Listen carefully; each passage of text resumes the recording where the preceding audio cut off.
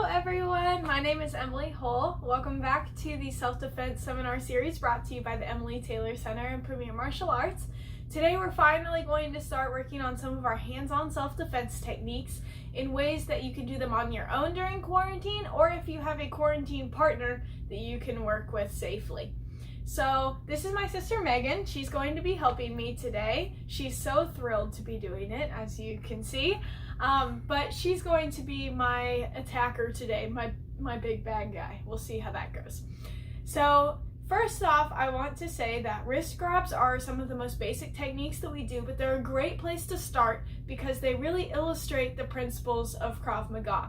Today we're really going to be focusing on how they demonstrate the order that we go through self-defense techniques. So the first step when we're in a self-defense situation is we want to identify and remove the immediate threat.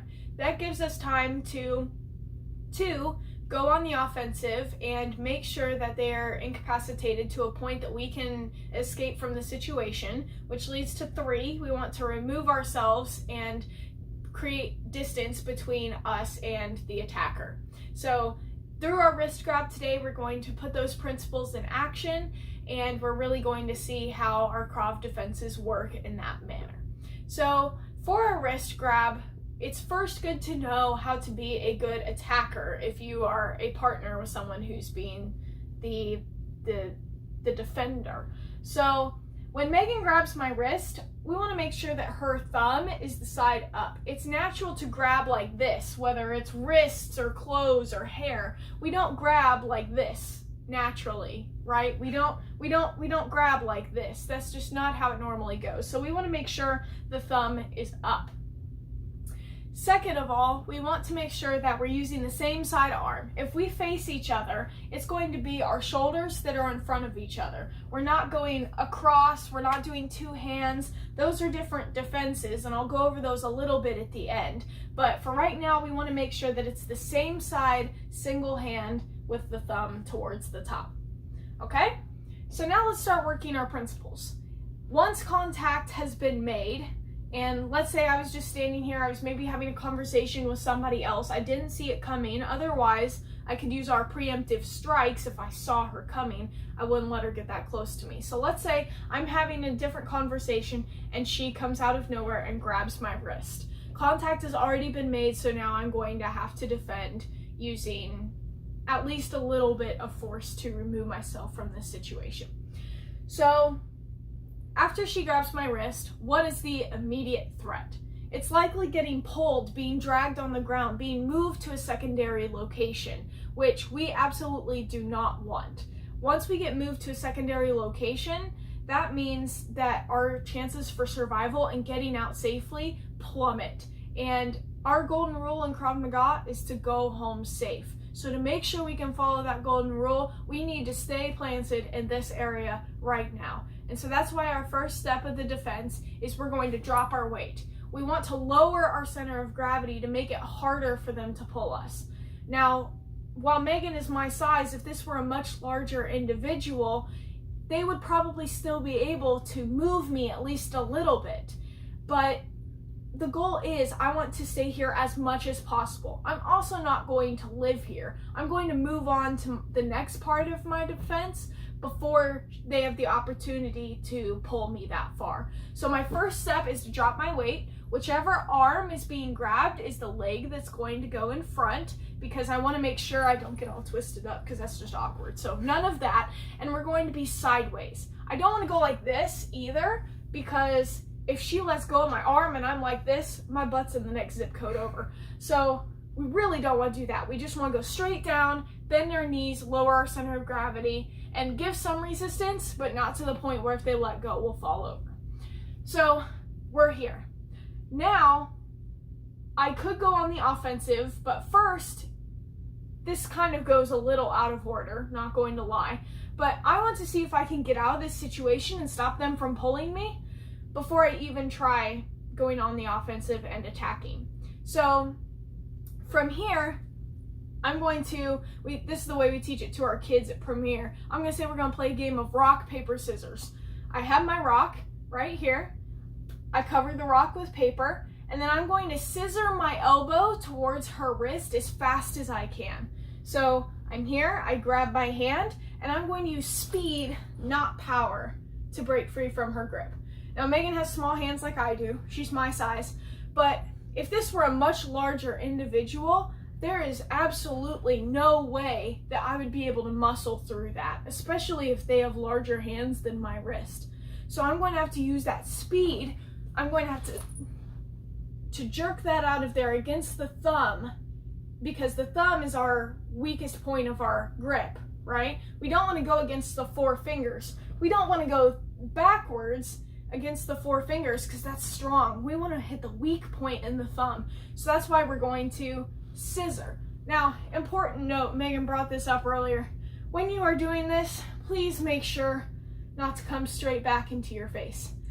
When we teach this to kids, we happen to see that a lot. So just make sure that you pull to your opposite shoulder and not straight into your forehead, because if you start really using some resistance here, then that's going to be a powerful boink to the forehead, and we really don't want that.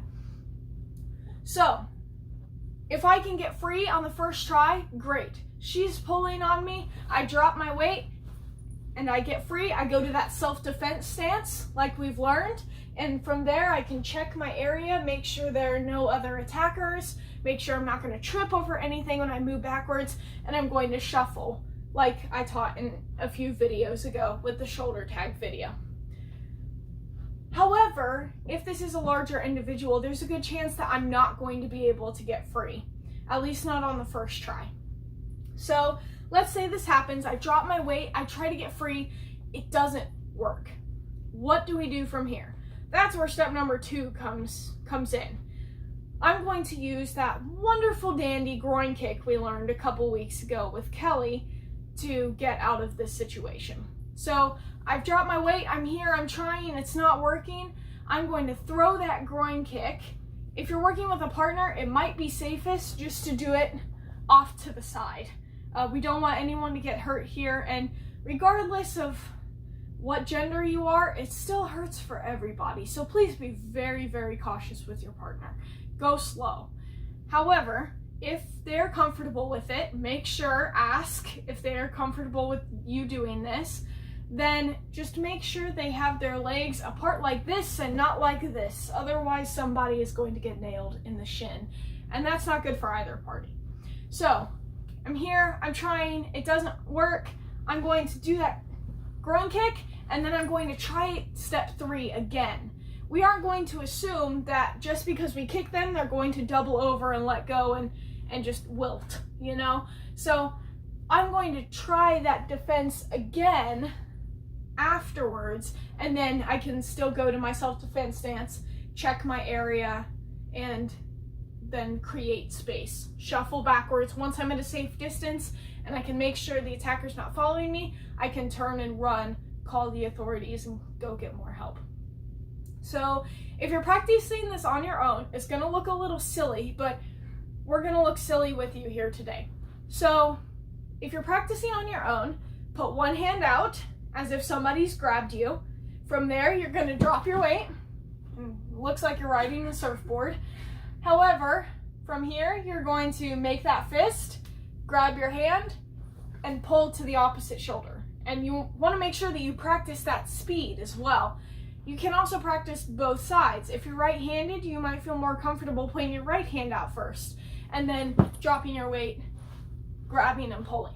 It's also good if you do have a partner that both of you go through this sort of practice on your own, just to make sure that you both have a feel for it before you start working together, because once we add 2 people into the mix, it gets a little fuzzy sometimes, and that could lead to injury. So we want to make sure that we go slow, we practice, we know what we're doing before we work with our partner, so that way nobody gets hurt. So if you are working with a partner, make sure that you are attacking correctly. First of all, you've got the thumb up, it's the same side, and you have enough space also. That's a really big thing. We're pretty tight in here, but we've done this a few times, so we're okay. But make sure you have enough space, make sure you're attacking correctly, and then the attacker can give a little pull where you can test dropping your weight and then completing your defense. Make sure you go to that self-defense stance afterwards. We don't want our fighting stance. We don't want to just stand here. We want to practice muscle memory going to that self-defense stance, because if we've just finished being in a physical altercation, then maybe there are bystanders who need to know who's the aggressor here. This sends a clear message that we want them to stay away. We don't want them to touch us anymore. And use your sounding out, like I talked about a couple of videos ago. Hey, back off, leave me alone. That sends an even clearer message to people who may be listening or watching, and lets them know that you maybe need assistance and this person has touched you physically without your consent. So one more time, just to finally illustrate it, she grabs my wrist and pulls, I drop my weight, and I rock, paper, scissor my way on out of this altercation. Now, I did say that I would talk a little bit about the other two common wrist grabs, the two hands on one and the opposite side. So right now we're working on the same side where it's our arms across. It can also be opposite. So here, her right arm is grabbing my right arm across the body. It's the same thing. So my right arm's out in front, so that's the one I'm going to put in front. I'm going to grab over her arm, because remember, we want to go against the thumb, not against the four fingers. So we want to go against the thumb. So I'm going to go over and pull to my opposite shoulder, scissor my elbow. It's the exact same principle. It's also the same if she goes two hands on one. I want to go against her thumbs, which are on the top, and so I go down through the middle and pull to my opposite shoulder after dropping my weight. It's the same principle for all three of them. If you want to practice those, if you run into a sticky situation, let me know and I'll do my best to help. But I just wanted to show that even though there are a couple different ways you can grab somebody's wrist, it's usually the same principles that apply. And just making sure that you go through removing the immediate threat, going on the offensive, and then creating space is a really, really good way about going about self-defense. We'll talk more about principles and the overarching principles of Krav next week. I really want to break down those principles and focus on examples of where those occur. We've gone over some good ones today, but I really want to dedicate a video to that. After that, we're going to practice a technique, the pluck, that illustrates all of those principles that we'll be talking about next week. So I hope this was great. I hope you guys have fun performing this technique. And if you have any problems with it or any questions or suggestions in general, please reach out. I've already had a couple people do so, and I love hearing your questions, love having those conversations with you. So thank you for joining us today, and I'll see you next week.